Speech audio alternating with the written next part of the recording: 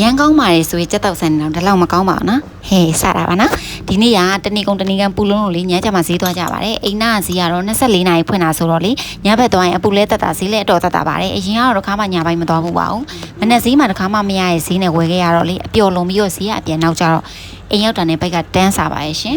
အဲ့ဒါနဲ့အခုလိုလုံးချက်တောက်ဆန်လေးကိုလေတစ်ခွက်တည်းနဲ့ရှာလဲတော့အောင်ခက်မြင်မြန်လေးချက်ပြီးတော့ထမင်းနဲ့ပကံတော့အသားလေးကုန်တော့ပါတယ်ဒီမှာလေတုံရန်လိုဟင်းတွေအတွက်ရည်ရွယ်ပြီးတော့ဗဒဲခိုးရဲ့ရှောက်ပလူးရဲ့စပလင်ကိုလေတစည်းထဲမှာတွဲပြီးရောင်းပေးတာမျိုးလေးရှိတော့အဲ့ဒါလေးဝယ်ထားတာရှိတာရဲ့နည်းနည်းမြင်းလေးနဲ့ထည့်ပြီးတော့ချက်ထားရတော့လေအနံ့လေးတော်တော်မှုရတာပါနော်မရဲမြန်းနဲ့ငပိထည့်ချက်တိုင်းဟင်းတွေကိုလေငရုတ်သီးစိမ့်နဲ့အခုလိုဟင်းခက်အမွှေးကြိုင်တွေထည့်ချက်လိုက်တာလေတကယ်ကြီးမိုက်တာသိလားအရန်မိုက်တယ်အနံ့ကိုအရတာပေါ့ကျမလေးအခုလိုငပြင်းချက်လုံးချက်ကအသေးပိုင်ပါတယ်ဘိုက်ဆိုင်ရှိတာကုန်ပြက်ကောက်ထည့်ချက်လိုက်တာပဲအဲ့လိုချက်တိုင်းလဲစားဖို့သမျှလူတွေကလေအမှတ်တရရှိပြီးတော့အဲ့ဟင်းလေးကြောင့်ပြန်ပြောပြီးတော့မကြခဏကြုံရပါတယ်မယုံရင်အဲ့လိုလေးလိုက်ချက်စားကြည့်နော်အားလုံးပဲကျေးဇူးပါရှင့်